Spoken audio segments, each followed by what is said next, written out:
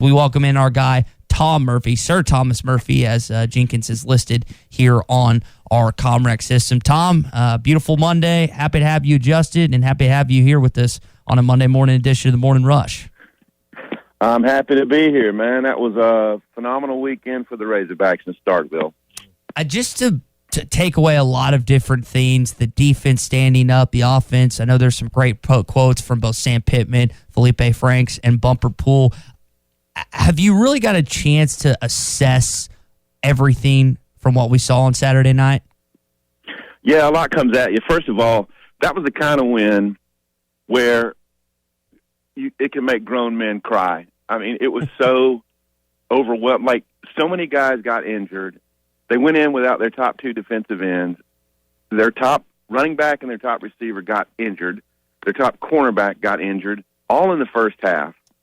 And they just kept fighting, and they believed in their game plan. You know, on this show, I was not super critical of Chad Morris and John Chavis, just sporadic criticism when it was warranted. But this is the difference between what really good coaching and the players believing in the coaching staff and in the plan looks like, as compared to some of those blowout games they lost the last 2 years where they were out of the game in the first half. For instance, Mississippi State last year.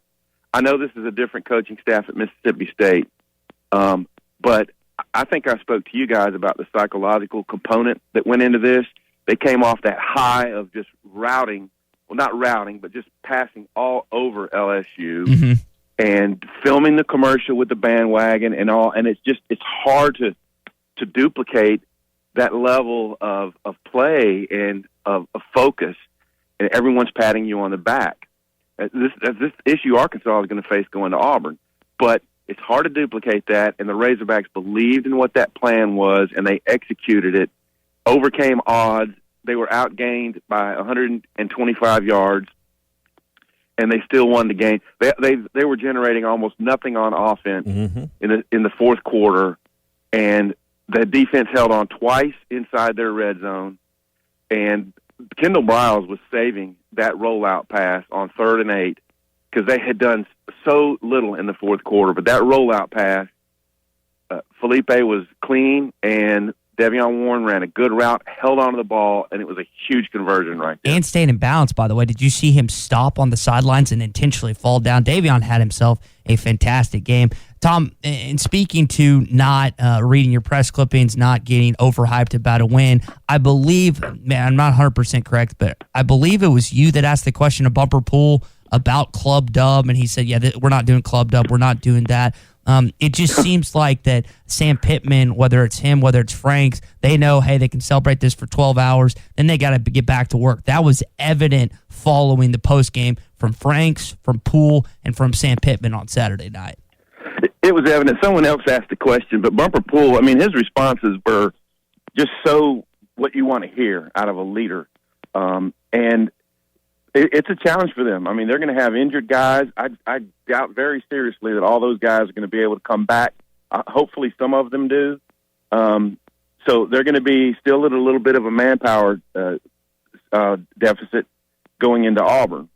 But I think Sam Pittman and the staff will do a solid job at getting them redirected. I mean, one of their themes from that game was, this is just the beginning, because Felipe Franks said it, and you saw the video from inside the locker room where Sam Pittman said it. We're just getting started. Now, it's going to take some supreme efforts to win games. Suddenly, a game like at Auburn, where you felt there was a minimal chance to win in the preseason and what have you, now, after seeing that their O-line is really struggling, and that Arkansas can put together a salty defensive game plan that should give Bo Nix a little bit of trouble. If Auburn can't run the ball, I suspect, well, we'll talk about this more on Thursday, but I give Arkansas a fighter's chance to go down there and pull an upset. Sure. I think we all feel a little more confident in the opportunity you have this week. All right, let's circle back to defense, but we can't ignore the obvious on offense. And effectively, the offense had 12 drives in the game. They had 14 officially, but one of those was the pick six. The other was a one-play drive that ended the first half where they just took a knee with 1 second to go. So effectively 12 drives. Here's how they went: 8 punts, 2 touchdowns, 2 fumbles. Tom, what is going on with this offense? Because in order to have a chance at Auburn, those kind of that kind of a lack of efficiency on offense won't work. Right. Well, they haven't gotten the run game going yet, and I mean, it looked to me like they were really going to be committed because Rakeem Boyd had 8 carries before he got hurt, so they were going to run him this Saturday night. So they got to get the run game established a little more. Hey, Mississippi State held up against the run at LSU and in this game, and it looked to me like where Arkansas was laying back and playing zone coverage, Mississippi State was attacking, and they were attacking the run and the pass, and so Felipe had to move around in the pocket, and they just plugged the run very well. So they got to get that going. Not having Traylon Burks, I don't know how long he'll be out, but these receivers, Trey Knox has got to just get open a little bit more. Yeah. I loved the action they ran late in the first half. Traylon Smith had a couple of 10-yard gains, a run and a pass, and then they ran the screen to Knox that got 12. Next snap, they run the same play, but instead of blocking, Warren releases. He got grabbed by the corner, by the way, but ran untouched and caught the touchdown pass. They've still got their work cut out.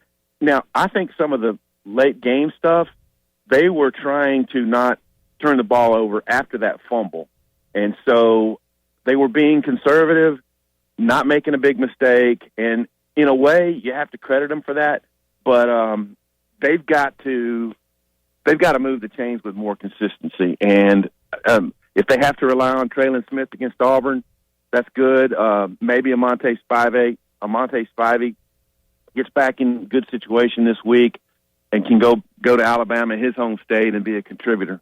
Yeah. But yeah, they've got to find some solutions because you can't keep gaining 275 and 280 and expect to win a lot of games. Yeah, not in this league. My boy Ty here was just yelling at the TV on Saturday night in the fourth quarter. Arkansas is trying to salt it away, and Kendall still had this offense going at an up-tempo pace, not really milking a lot of the 30 clock. seconds on the play clock. What were your thoughts on the clock management? And is Arkansas able to change gears? Because sometimes coaches and offenses don't work as well, and we certainly have criticized offenses with other schools and here in the past when you take your foot off the gas. What were your thoughts on Arkansas's time management down the stretch?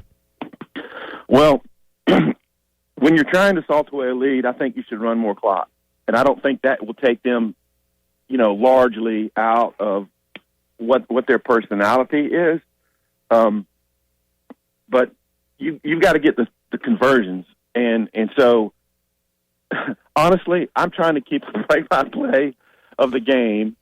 And you write down what play happened, and they're already at the line about to snap. It is so difficult. And I'm trying to write quarter summaries as well. It was totally frantic on a night game trying to cover an up-tempo team. But I'm with you guys. If you're trying to salt the game away, it's better to run the play clock down. And so they've got to be more effective at doing that. Tom Murphy with us here on the Morning Rush. And Tom, to your point, what I've said continuously over and over about Kendall Briles is he's going to have a waiting period. He's going to have an adjustment period for the SEC. Barry's been in the SEC. He knows what it's about. You've seen it through 2 games. He's got his guys ready to go. You haven't seen it through 2 games with this offense. How long should we expect until Kendall gets this offense going? Because I think, I believe in Kendall Briles. I think everyone listening believes in Kendall Briles. How long a waiting period until you think the Arkansas offense is not number one scoring offense? It's not in the enough country, to win. but win. Yeah. When should we expect that picking up, Tom? Well, every defense they're going to go against this year is going to have some level of ace players. They're going to have great D linemen. They're going to have great D ends. It's going to be hard. The O-line, they need to sustain their blocks a little bit more. Arkansas has not established the run yet. And so I don't know the answer to that question. I like the slant routes that Mike Woods was catching in game 1 against Georgia. I mean, that's good stuff against that defense. They've got to get more effective at, just hitting tight windows. And, Felipe, I saw there was a few plays where guys were running what looked to me open or open enough, you could throw them open, and he just didn't pull the trigger on some of those. And I think that was partly because they didn't want to take any great chances. But I also think that he's going to have to let the ball go on some of these, and it's a work in progress, and it's very difficult against SEC defenses. But as long as their defense continues to play like that, they just have to not turn the ball over, and that's why that handoff between Franks and Warren that they fumbled. Mm-hmm. That's the kind of thing that could have been a killer. I mean, Mississippi State could have cashed that in, tied the game right there, and had all the momentum at home. And but the defense held up. Tom, I'll say this about Felipe. I know that I don't know who's to blame on that fumble exchange. It didn't look like Davion was ever expecting that he was going to get the football, but Felipe didn't throw a pick in that game. And that was, for KJ Costello to throw 3, could have thrown 4 or 5. You could say that Felipe not making a throwing mistake was the difference in that game, because he made a couple against Georgia, didn't make one against Mississippi State. Yeah, absolutely. And that was the point I was making a minute ago, how they were just trying to, let's not turn the ball over. Yeah. 20 of 28, the numbers are pretty solid. And hey, getting the tight end involved, because after game 1, I'm thinking, man, are they just not going to make that connection to the tight end? Well, Hudson Henry ran clean on, looked like zone coverage, and caught his first touchdown. So, I don't know. They're running a lot of motion stuff and just trying to get guys free, and they've done some creative stuff. And like I say, I just think it'll keep building. And now the Auburn defense with Kevin Steele, they're going to scheme up something that's going to make it tough on Arkansas. So I suspect this is going to be another low-scoring game. Yeah. Tom, back to the defense before we end the conversation this morning. It's been a great one following the Hogs win. Bumper Pool, Grant Morgan, Jalen Catalon get a lot of the headlines for the defensive effort, and rightfully so with the number of tackles they had. But if you were watching closely in the game, and I know you were, Jonathan Marshall and really that interior defensive line led by Marshall did such a great job of getting a push. Marshall, time after time, was getting a push on the Mississippi State center, clearly making Costello uncomfortable. While these other guys get the headlines for the number of tackles, I thought he was an integral part of setting that up. Kind of like that defense where Martrell Spate collected 114 tackles or whatever it was that year. This is going to be the kind of defense where the defensive line sets the linebackers up for success. I thought Marshall was a key part of that. What did you see when looking at the defensive line on Saturday night? Well, first of all, I could just go on and on about how clever they were. Their substitution, they just kept running guys in there. They did not want any D linemen to get where they didn't feel like they had the energy to get after the passer. They hurried them a few more times than what I saw on the stat sheet. Eric Gregory had the great one that forced the intentional grounding that blew up a drive. Jonathan Marshall was the guy who just blew up the center and stopped the 4th-and-1 run play, which was so huge in that game. I thought they rotated their defensive backs. Can you imagine? Hudson Clark was in the game, kid who's a walk-on, great lineage at Highland, but he came in. I don't think he gave up any completions, and Mississippi State didn't really attack him. It's hard to exactly attack a guy in a zone, but they could have thrown his way more, and they didn't do it.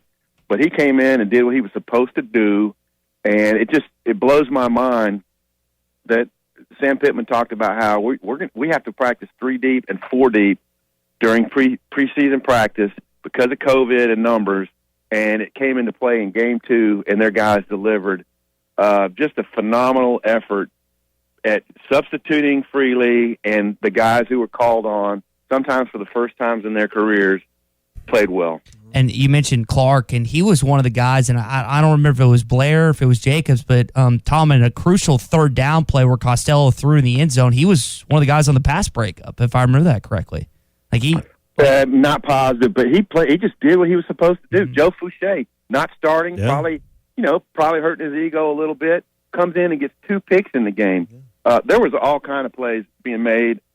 Jerry Jacobs on the second Fouché pick, he blew up Osiris Mitchell. We had a picture of it, of Osiris Mitchell flying out of bounds back to the ball, and Bumper Pool leading Fouché on the interception return.